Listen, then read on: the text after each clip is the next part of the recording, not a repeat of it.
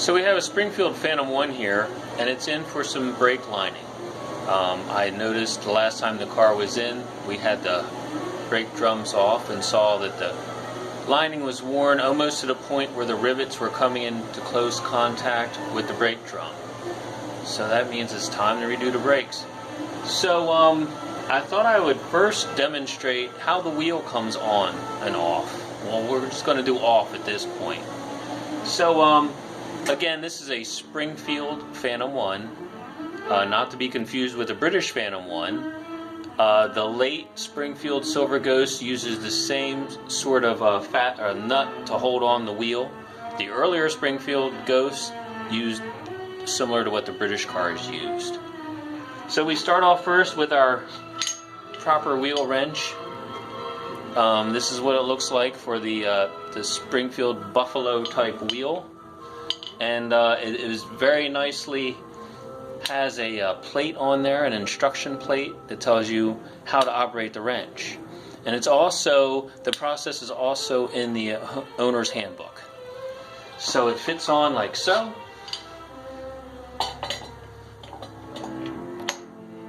You put the little pull in the middle there and then flip that out, and that releases the splines from the center barrel. There's internal splines and external splines on this, and that's what locks the wheel in place. So now if you look on the wheel, you'll see an indicator for off with the arrow going that way. We have left-hand threads on one side of the car and right-hand threads on the other side of the car. So we're going to put the wheel wrench down snug onto the hex like so. And we're going to take a nice mallet.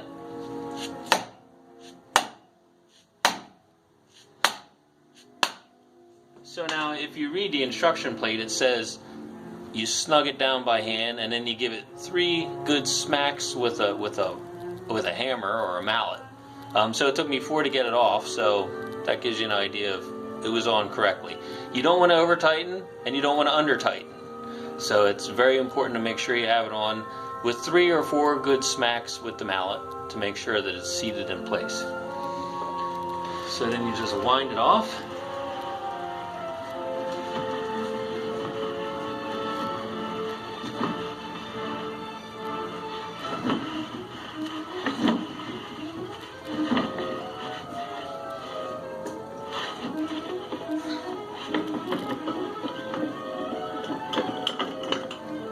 Now we have the wheel nut still being held into the wrench, and we're going to go ahead and release that.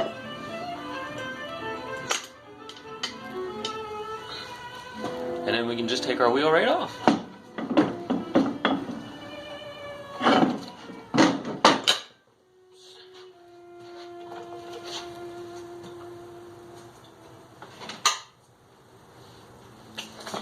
And as you can see, on the Buffalo type wheel hub, we have these wavy splines.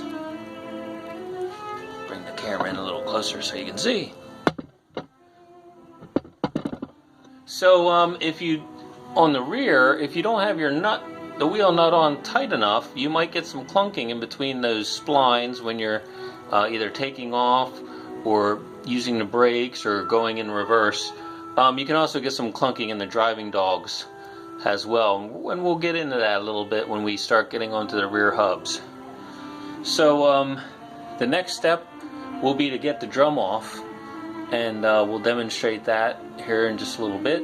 So now I'll just show once again how this wheel wrench fits on there, so you can see a better close-up version of it. I'll just put it back in, and so you can see that the wrench has pulled up onto that center barrel, and then you would release, because it is a spring-loaded, and then just give it a little bit of a turn, and you can disengage it and take your wrench on and off that way. So I did want to talk a little bit about the wheel nuts. Again, if they're not on good and tight, you can be going down the road and your wheel can pass you going down the highway, and eventually it's not going to end well.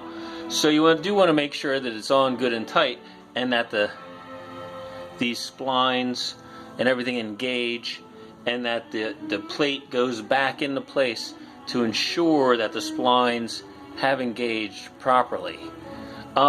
There's also a variety of different wheel nuts.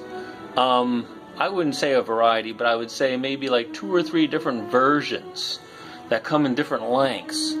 And if for some reason somebody put the wrong one on your car, then that will interfere with the way your wheels should tighten up. So it's a good thing to check. If somebody did some switching around at some point in time, you could be in pretty big trouble there.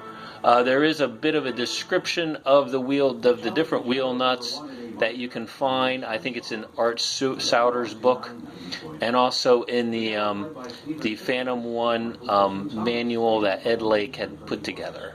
So I'll just show the engraving here, and you can see the on and the off.